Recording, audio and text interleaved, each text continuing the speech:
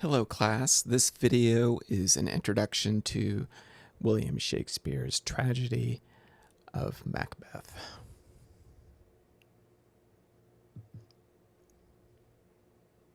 So we'll just give you a few facts about this play.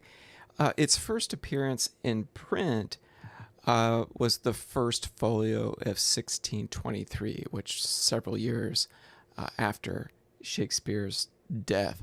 And you can see here from the title page of the play that it's been divided into acts and scenes. Unlike Shakespeare's other major tragedies, there are no earlier quarto or octavo editions of the play against which one might compare the folio text, which is unfortunate. Another interesting fact about the play is that it's the shortest of Shakespeare's tragedies. I think The Tempest and Comedy of Errors are the only two plays shorter, but it's shorter than the other major tragedies, like Lear, Hamlet, Othello. It's shorter than those plays by a considerable mark. So the shortness of the play and some other features of the text, like really detailed stage directions, have led some scholars to conclude that the source text for the folio may have been a version of the play that had been prepared for performance, with a good deal of material cut out of the original sort of full-length play to reduce its running time. And there are gaps and inconsistencies in the text that lend some plausibility to this hypothesis. Scholars believe that parts of the play were likely written by someone other than Shakespeare, namely Thomas Middleton, who took over as company playwright of the King's Men after Shakespeare retired. And most of the support for this comes from the witch scenes in Acts 3 and 4, which both include material that Middleton had written for his play The Witches, which was produced in 1615, long after Shakespeare had retired from the theater. Scholars date the play to around 1606, when it would have been performed by Shakespeare's theater company, the King's Men. Their charter had been renewed after King James I's accession to the throne after the death of Queen Elizabeth. Formerly, they were known as the Lord Chamberlain's Men, and then with James, they became the King's Men. The subject matter of the play and some textual clues suggest that the play postdates the accession of James. King James was very interested in witchcraft, for example, and had written a treatise on the topic, actually. So since the King's Men had a charter with the court of King James, it seems completely plausible that the inclusion of the witch scenes was something to sort of appeal to the court audience. There are also in the play and in several places oblique references to the gunpowder plot of 1605. This was a very famous foiled plot, a Catholic plot to assassinate the king by blowing up the Houses of Parliament. That obviously failed. That plot failed, but it frightened everyone, certainly. And there are references to it, particularly in the scene with the porter, the knocking at the gate scene, which we're not going to talk about in this video, but which we'll talk about in later videos that I devote to this play.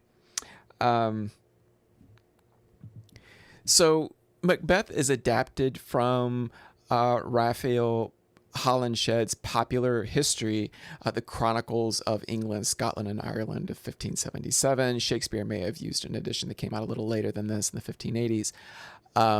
In fact, Shakespeare got most of the information from his history plays from this particular source. And in it, Holinshed recounts many of the events that are dramatized by Shakespeare in the play, including, for example, Banquo and Macbeth's meeting with the three witches. And this illustration is a really famous image from Holinshed's Chronicles, shows Macbeth and Banquo with the three witches. So I want to talk about a few of the characters. I don't want to list them all in this presentation, but just to identify some of the major ones. Obviously, there's Macbeth himself, who starts out as the Thane of Glum, and then the Thane of Cawdor, and then by Act 3, he's the King of Scotland. His rise is meteoric. His wife, Lady Macbeth, of course, who eggs him on. She's actually not called Lady Macbeth in the folio. She's referred to as Macbeth's wife and the lady.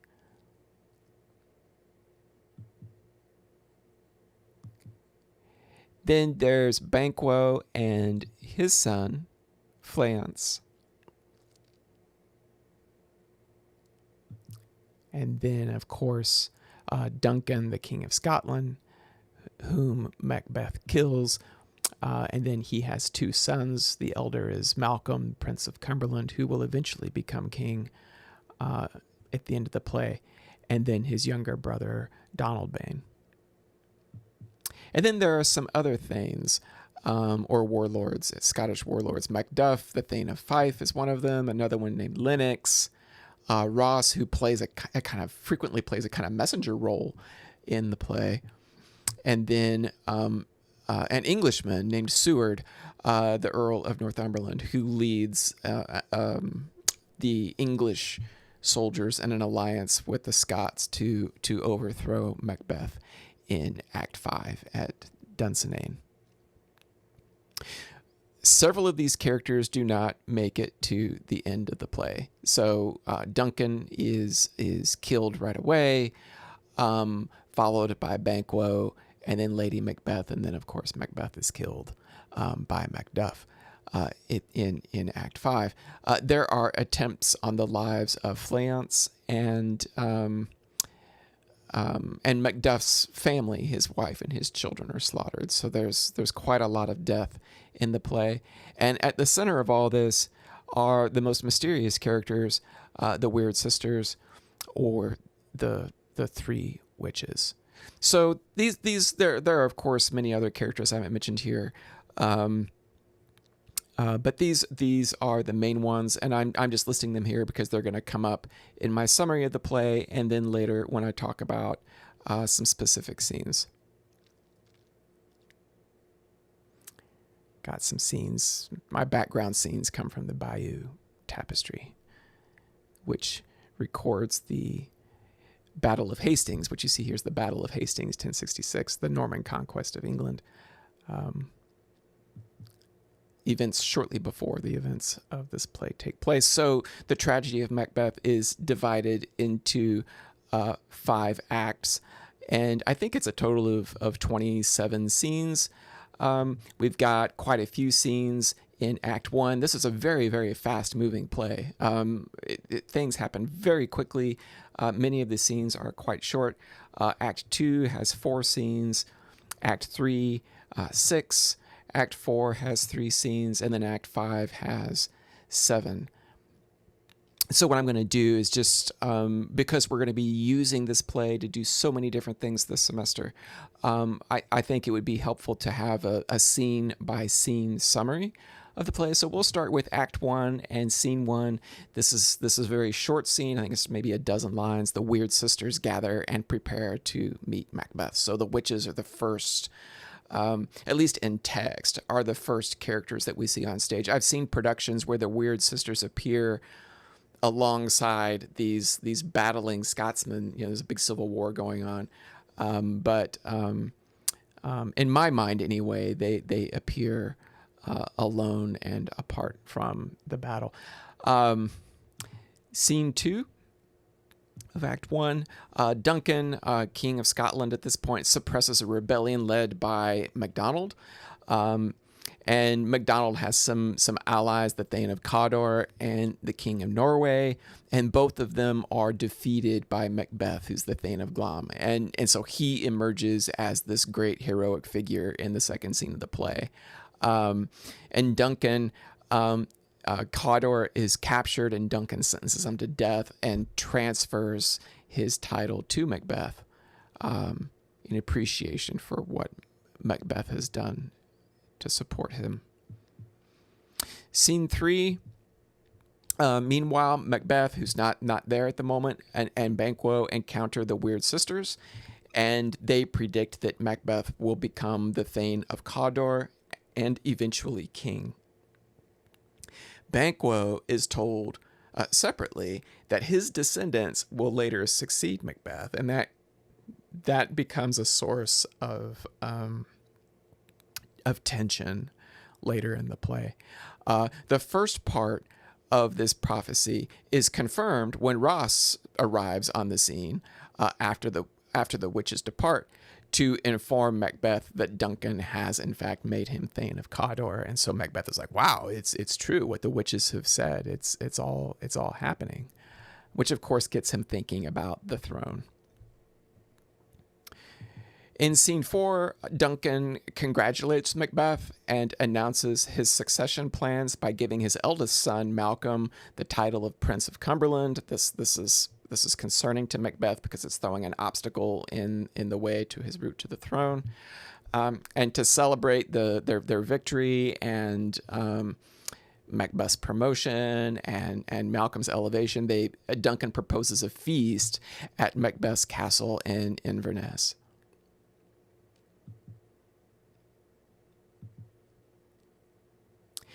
In scene 5, Macbeth informs his wife by letter of the witch's prophecy. And when she learns of Duncan's impending visit, she begins planning his murder. Arriving ahead of Duncan, Macbeth and his wife discuss the opportunity seemingly handed to them. Everything seems to be falling in place for Macbeth to become king.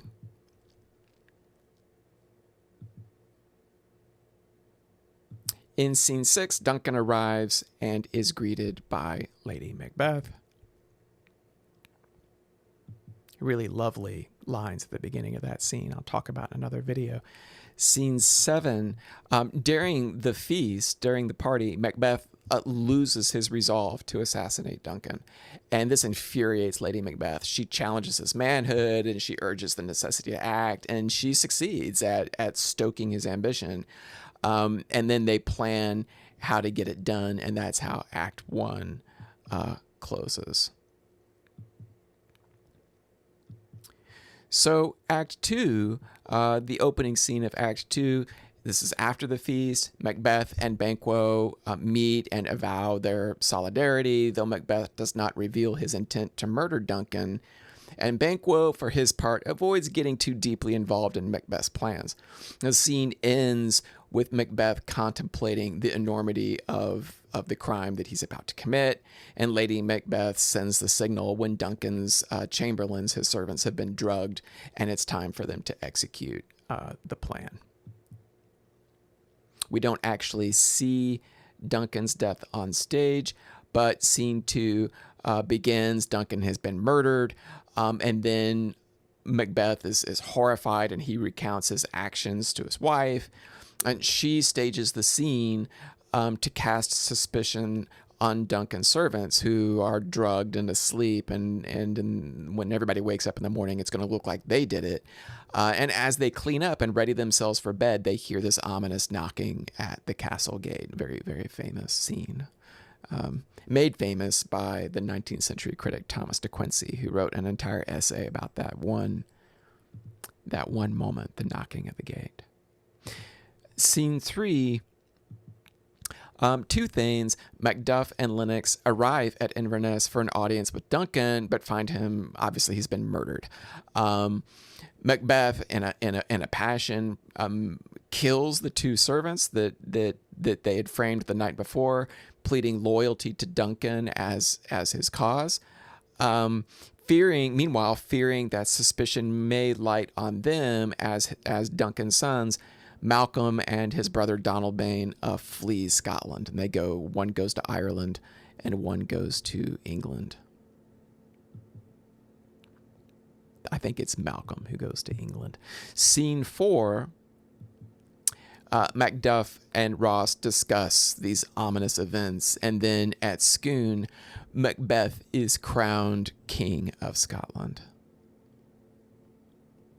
So by Act 3, the witch's prophecy has been essentially fulfilled, except for the part about Banquo, which now begins to concern Macbeth. So the first scene of Act 3, Macbeth invites Banquo to banquet with other Scottish chieftains at the royal palace, and then hatches a plot to have him and his son Fleance murdered, because the witches said that Banquo's descendants would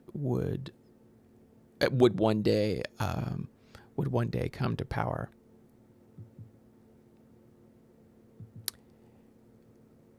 In scene 2, Macbeth and his wife discuss the situation, and they display growing anxiety over the enormity of their actions and the consequences. We begin to see them sort of unraveling in this scene.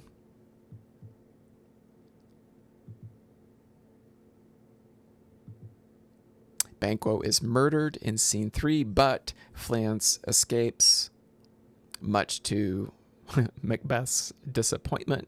In scene 4, he finds out about it. And during the banquet, Macbeth sees Banquo's ghost. So, Banquo's corpse isn't even cold yet, and his ghost is already at the banquet. His guests, however, cannot see it, which is interesting. And to them, Macbeth appears completely deranged. Also in this scene, Macbeth notes the absence of Macduff. That's a sign that his chieftains are starting to turn against him. Macduff is, in fact, on his way to England to express concern about what's been going on in Scotland. In scene 5, the goddess Hecate appears to the Weird Sisters and scolds them for showing too much favor to Macbeth. And she says that she will assist them in using their magic to confuse and mislead Macbeth a little later in the play, which actually happens. Macbeth goes back to see them. But first, scene 6 of Act 3, in conversation with another lord, Lennox reveals just how far conditions in Scotland have deteriorated under Macbeth's tyrannical rule.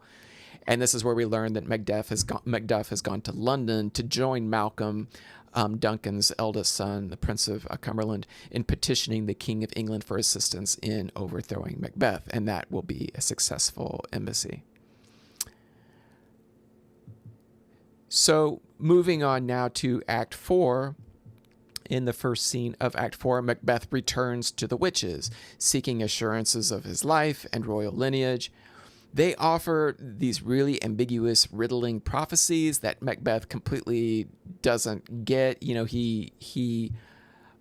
not that he misinterprets them. It's kind of like he takes them at face value, and that becomes his undoing.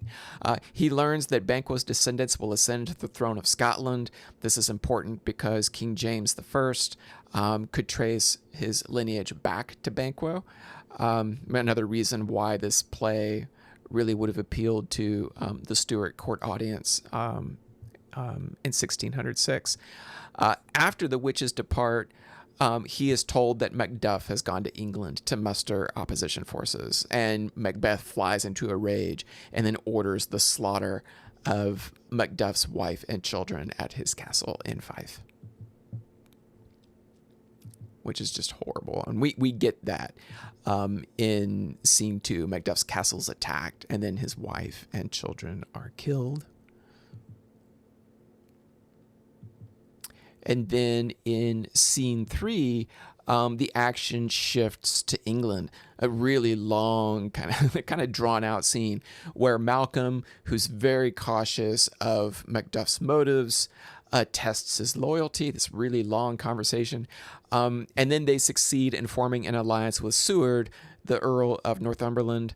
And then Ross comes in this really, really moving scene and informs Macduff that his family has been slaughtered. And of course, this is, this obviously motivates Macduff to go ahead and make this move against Macbeth quickly. And that's pretty much the subject of the 5th act. In the first scene, now we're at Macbeth's castle in Dunsinane. There's a physician and chambermaid, a gentlewoman.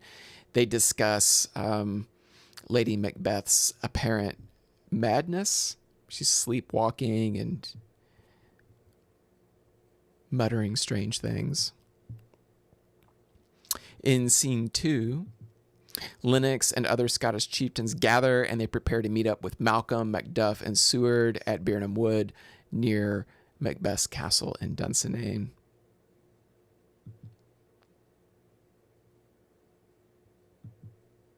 Macbeth learns that an assault is imminent in scene 3. And in scene 4, the Scottish and English forces, they meet at Birnam Wood, and then they begin their march toward Dunsinane. These are all very quick scenes. In scene 5, Macbeth is informed that his wife has died, and then he sees the forces drawing toward his castle. He can't tell what their numbers are because they're all carrying tree branches in front of them, and that's when he begins to realize that he misunderstood one of the apparitions that he had seen earlier with the witches. In scene 6, the battle begins. And then in scene 7, the last scene of the play, Macbeth slays Seward's son, who takes Macbeth on sort of rashly by himself.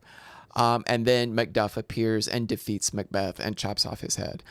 Malcolm is crowned King of Scotland, and peace is restored. So that's a summary of the play. But there are a number of scenes that in class I'll want to talk about at greater length. Act 1, scene 5, for example. This is the scene where Macbeth informs his wife of the witch's prophecy. Again, that's in a letter. And then she learns of Duncan's impending visit and starts plotting his murder. And then Macbeth shows up and they conspire together. And she has some great soliloquies in this scene. And one of them, she says that her husband is too full of the milk of human kindness to go through with this. It's like she knows that her husband isn't really cut out for this kind of selfish cruelty and violence. And then after she learns Duncan is coming to the castle, she says, she summons these murdering spirits and she says, "Come to my woman's breasts and take my milk for gall," she says. Lots of imagery of milk and breastfeeding in her in her speeches in these early scenes that makes them particularly icky and horrible. In Act 1, Scene 7, Macbeth seems to have lost his resolve to murder Duncan. This is during the feast. And Lady Macbeth is really angry about it and challenges his manhood and urges the necessity to act. One of the things Macbeth says in this scene is, "I have no spur to prick the sides of my intent, but only my vaulting ambition." And so he tells his wife, "I don't know if I can go through with this. Duncan's been so kind to me. He's been so generous." And Lady Macbeth really lays into him. She calls him a coward for backsliding on his earlier commitment, which she says she would never do. And here's one of her particularly horrific statements. She says, I have given suck, and know how tender 'tis to love the babe that milks me. I would, while it was smiling in my face, have plucked my nipple from his boneless gums and dashed the brains out, had I so sworn as you have done to this. That is just, that's just awful. A couple of crucial scenes in Act 2.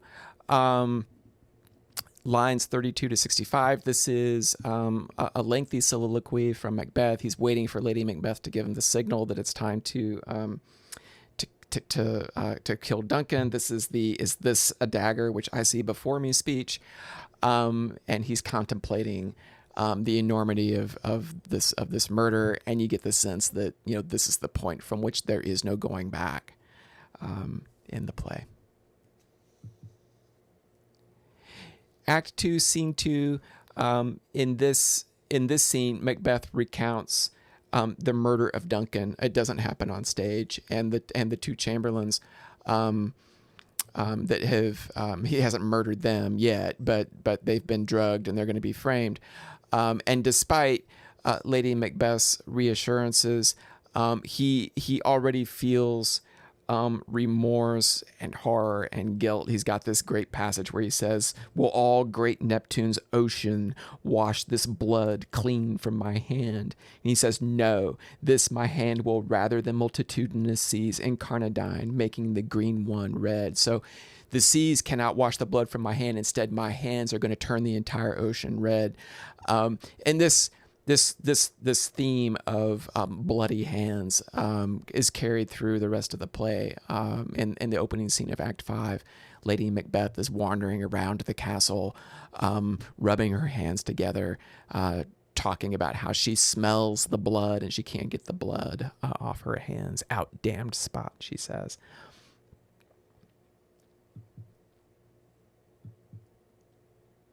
Act 3, Scene 1. A couple of good passages here. Banquo, it begins with Banquo recalling the witch's prophecy that his offspring will one day rule Scotland. This is a soliloquy. Now that he's king, Macbeth is also troubled by the significance of that prediction, and that really comes out in lines 47 to 71. In Scene 2 of Act 3, Macbeth and his wife are showing increased sort of growing anxiety over the depravity of their actions and their consequences. They talk about not being able to sleep, nightmares. Macbeth says, "Full of scorpions is my mind, dear wife." And then he's talking about the planned murder of Banquo, and he gives one of his most ominous speeches. One of the most ominous speeches in all of Shakespeare, actually. He says, "Light thickens, and the crow makes wing to the rooky wood. Good things of day begin to droop and drowse, whiles night's black agents to their praise do rouse." Good, strong, dark lines. I love those lines. Great passage.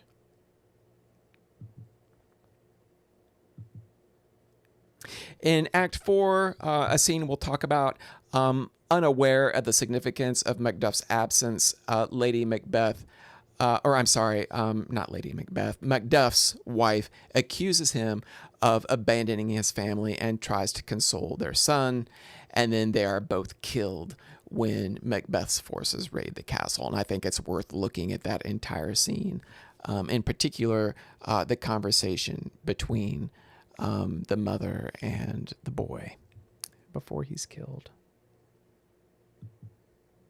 In Scene 3, the very next scene, Ross arrives in England to tell Malcolm and Macduff how things are standing in Scotland, and then he eventually, after much delay, informs Macduff of the slaughter of his family, and Macduff is obviously struck by this. "All my pretty ones," he says, "all my pretty ones, they're all dead.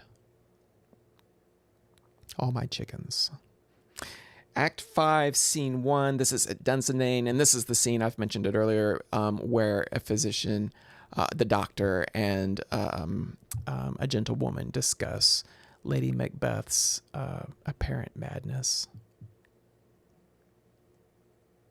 And then scene 5, lines 8 through 50, Lady Macbeth kills herself. We don't see this on stage. And Macbeth sinks into this nihilistic despair. He says, is probably one of the most famous speeches in all of Shakespeare, when he says, "Life's but a walking shadow, a poor player that struts and frets his hour upon the stage and then is heard no more. It is a tale told by an idiot, full of sound and fury, signifying nothing." And then scene 5, lines 15 to 64. This is when Macduff confronts and kills Macbeth. Macbeth says, "Wait, no man born of a woman can kill me." And Macduff reveals, "Well, I wasn't born of a woman. I was a cesarean childbirth." So Macbeth hadn't thought of that, obviously, when he heard the apparition say that he would not be that he couldn't be killed by any man born of a woman. And thus Macduff fulfills the witch's prophecy in a sense, because he does kill Macbeth, and he was not technically born of a woman. And with that, we're going to wrap this up. That concludes this presentation on William Shakespeare's Macbeth.